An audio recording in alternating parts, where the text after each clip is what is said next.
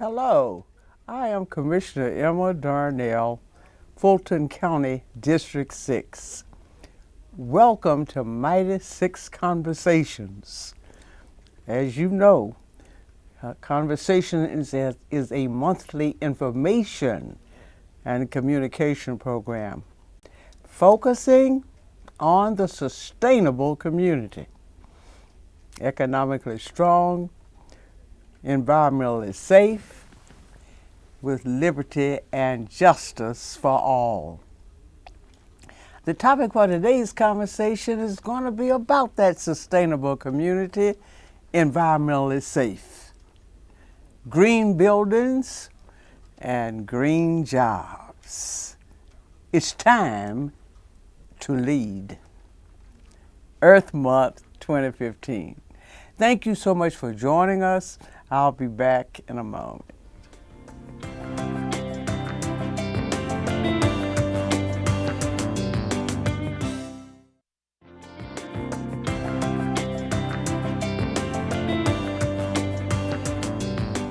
Joining us in the conversation today is Belinda Morrow.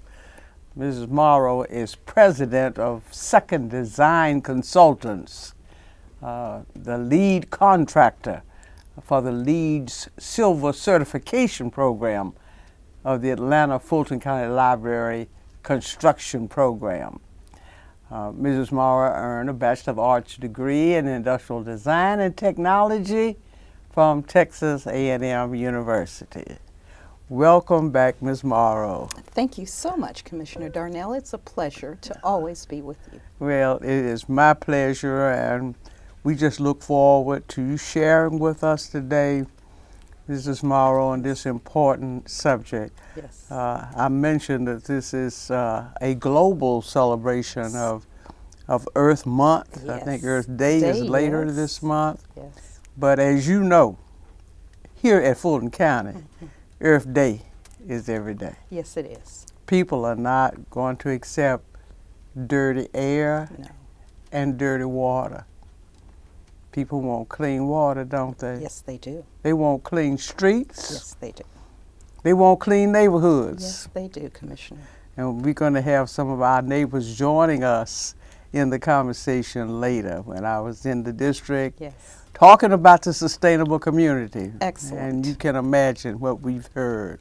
Yes. Where people live and work and play. They know what's sustainable. Yes, they do. And they don't see any contradiction between economic growth and a sustainable community. Absolutely. But we want to talk about some areas that today, relating to this issue, that come up over and over again. Folks say all the time, Belinda, where are the green jobs, Emma? Yes.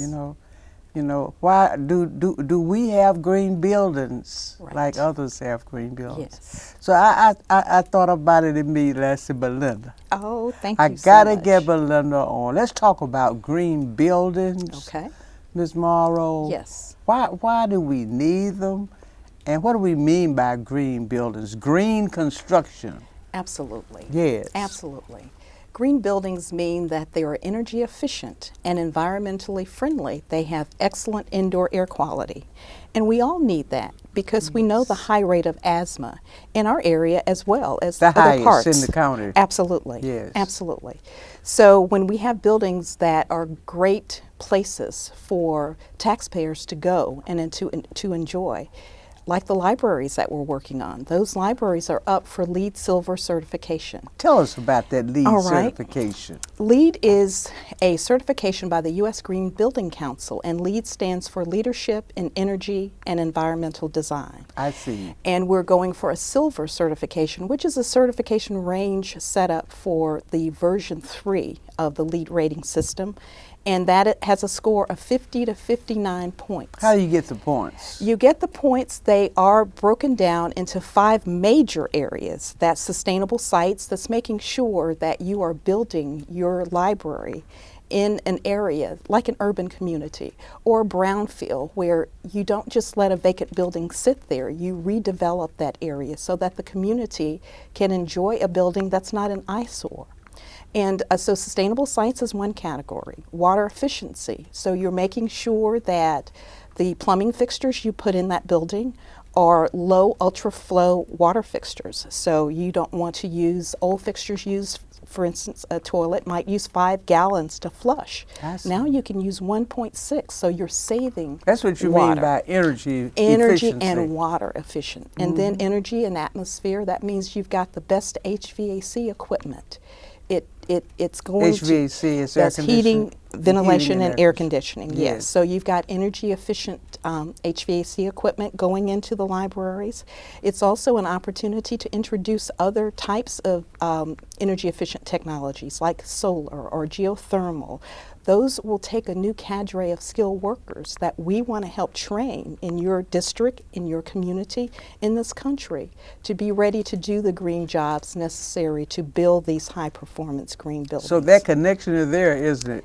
There's that a green connection. building and that green job, that connection is there, Absolutely. isn't it? Absolutely. Most government projects are requiring the LEED Silver certification.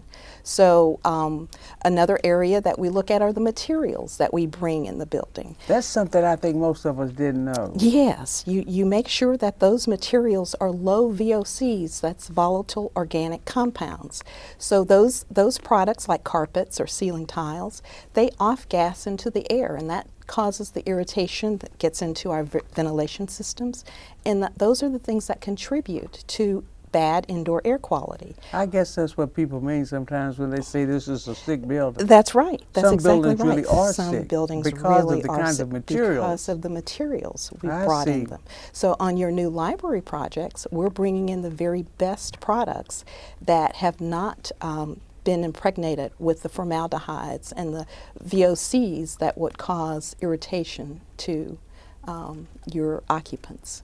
So materials and resources, and then indoor air and environmental quality, just Yes, making sure yes. that during construction, that's a very important part. That's why we have to have a new cadre of skilled workers, because those workers have to be trained to keep the materials protected while the construction is going on. For instance, while all of the dust is going on, the ventilation system's completely covered and protected. The duct work is covered with plastic, so those particles from construction dust won't enter your HVAC system.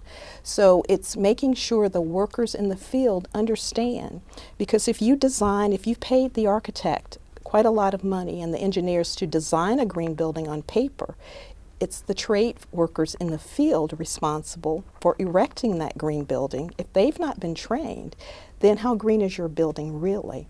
So the green jobs and the green construction workers, that's what my passion is to get them trained, and the masses can benefit from this. Well, that is an extremely important point and Yes. important information. Yes. And when we come back, Ms. Morrow, I want you to talk about that, Okay. because what qualified a person yesterday for Yes. a construction job That's right. it simply will not be sufficient in the future. Absolutely, Commissioner. And also won't be sufficient not only in terms of economics, but in terms of community value. Absolutely. We're going to talk about that when we come back. Thank you. We're going to take a break for a moment. Stay with us.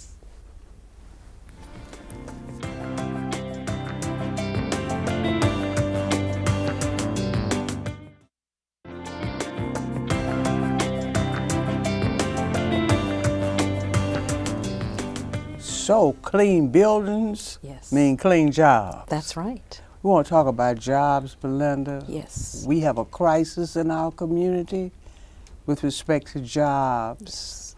The jobs that were available to us 10, 15, 20 Yes. years ago, which were good jobs, good Yes. paying jobs in construction and in related fields. Right. Those jobs are disappearing because, as I indicated, people will not accept, dirty construction any more than they will accept dirty water. That's right.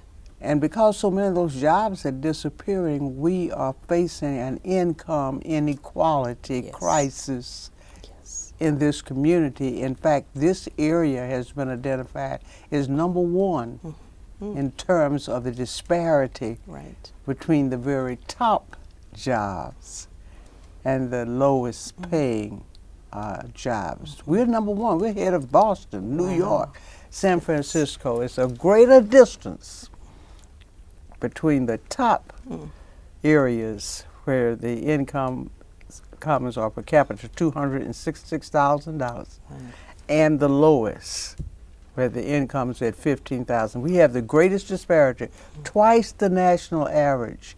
These jobs, these green jobs, can make the difference. Yes, yes. Because the construction jobs that once helped us get out of the middle class, the jobs at some of our automobile plants and even at Lockheed, those jobs are gone. Yes.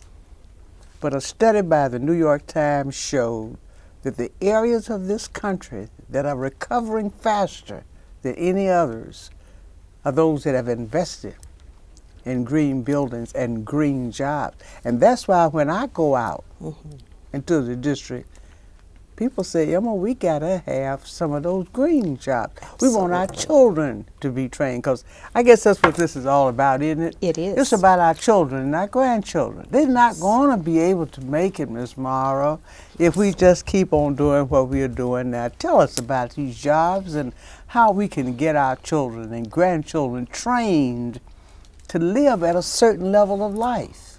Commissioner, that is such an excellent point. It is my passion. Environmentalists and experts say that 50% of our nation's reproducible wealth is tied to the built environment. That's what But they say. that's right. And so green jobs is a part of today's construction because of the new energy and green building codes. So we need a new cadre of skilled workers. If we look at Atlanta, we've got about $6 billion worth of mega construction projects going on in the city, with the Brave Stadium, the Atlanta Stadium, the new GM project, and others, as well as future projects. So the problem, I think, arises from the fact that when the contractors go to look for skilled labor, they're not finding it. So once we train these workers, in particular, I'm wanting to focus on youth, ages 16 to 24, 5.6 million in this country in that age bracket are out of work. Their parents are concerned. Their parents are Their greatly grandparents concerned. are concerned Yes. about that very statistic right there, Ms. Morrow. Absolutely. So the program that we are a part of with my company, 2M Design Consultants, is a program out of New York City called GPRO. And on the lead projects, you can get a pilot credit number 81. You can get 1 point added if the general contractors will educate themselves in the green jobs training field and also hire workers, laborers that have the certification. Is this a certification group or what? It is a certification group. And Yeah. this certification group has also worked with the labor unions to put together a training. And that training, by the way, is free. So the training by the labor union is free. The GPRO Green Jobs Training Program, that certificate program, is very affordable. How can folks get information about that program, Ms. Morrow? Well, we are currently working with the Urban League, and we'd like to The also— Urban League of Atlanta. Urban League of Yes. Atlanta, their youth build program. We're bringing this GPRO training, and once the GPRO training certification is done, then my company, 2M, will work with the Urban League to get those trainees on these green jobs, on That's these what we mega. want now. That's exactly. It's After not about training, we just want a training. We want a job. real job. A real job. A real job. Because traditional construction, we're never going back to that. So if you were trained go in back. that, you cannot.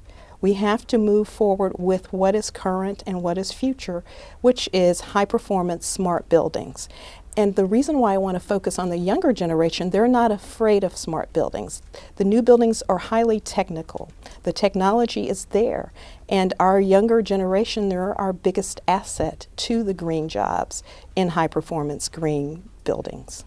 Well, they are demanding them. Yes. You know, yes. we heard their voices first. Absolutely. Absolutely. And also the future jobs that are out there.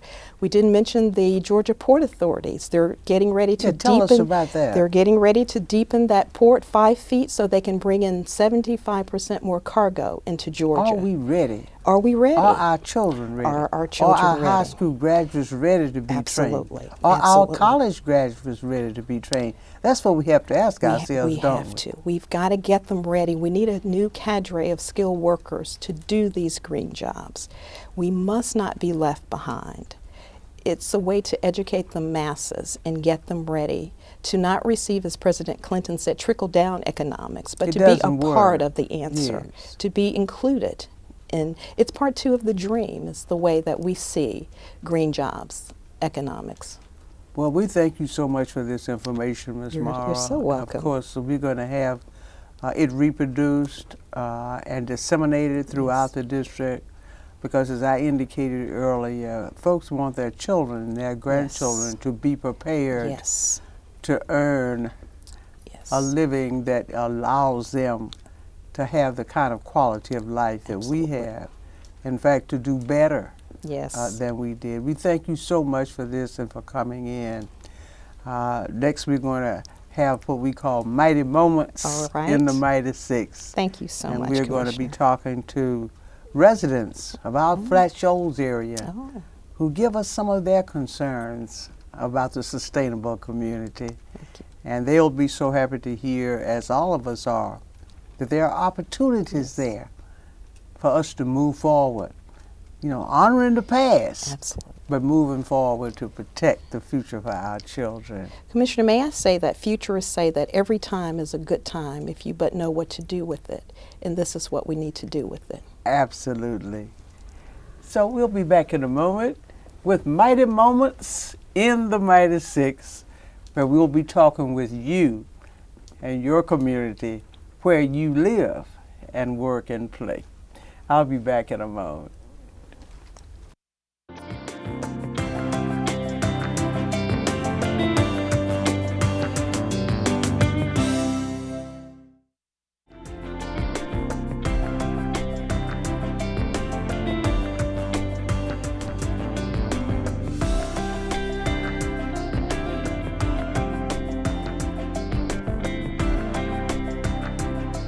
We're pleased that she came out. Now today what we wanted to do was her to come out, get to know us as a community, and those who hadn't met her get to meet her, and to hear her views on concerns that we have for the South Fulton, mainly Flat Shoals Estates homeowners areas, such as crime, lack of jobs, lack of activities for children, lack of police coverage for the area. Well, my greatest concern is I have a daycare.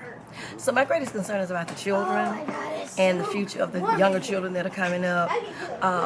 There's so much negativity going on in the neighborhood. The prostitution, the drugs, the gangs. I would like to see this done away with. And I would like to see the children have a future. You know, I want them to grow up in a healthy and safe environment. And that is my biggest thing. The biggest problem I see is the death caused by people my age in the community. They don't have anything to do after school, so they just go around breaking people's houses and stealing people's stuff. I would like to see better roads. The roads are bad? The roads are bad around here, and they haven't been paid for some time. I've been over here for 15 years, going on 16 years, and there's been just a few roads that have been paid in the community. There has not been a lot as far as road repairs in the community. As far as potholes being filled back up, that hasn't happened in the community. So that's one thing that I would like to see happen in the community. Second thing is safety, because safety is important, because businesses will not come into a community to where it's not safe. So I would like to see more safety in the community. We're working on some things as far as with the police department to help make our community more safe and just make it safe for everyone. I'm Patricia Rosser, and that's my mighty moment. I'm Tavion Rosser, and that's my mighty moment. I'm Alan Rosser, and that's my mighty moment. Thank you for the Mighty Moments with the residents of the Flat Shoals communities. It has been written that to take part in a revolution, it's not enough to write revolutionary songs. You must fashion a revolution with people. And if you fashion it with people, then the songs will come by themselves and of themselves. Thank you, Flash Shows, for singing your song. That's all the time that we have for today's conversation. Until next time, stay strong. To learn more about today's conversation, contact me at 404-612-8222. That's 404-612-8222. You can also email me at emma.darnell@fultoncountyga.gov. Visit us online at emmadarnell.com or connect with us on Facebook or Twitter. For more information about Mighty Moments in the Mighty Six, contact me at emma.darnell and leave a message on the contact page. Place in the subject Mighty Moments.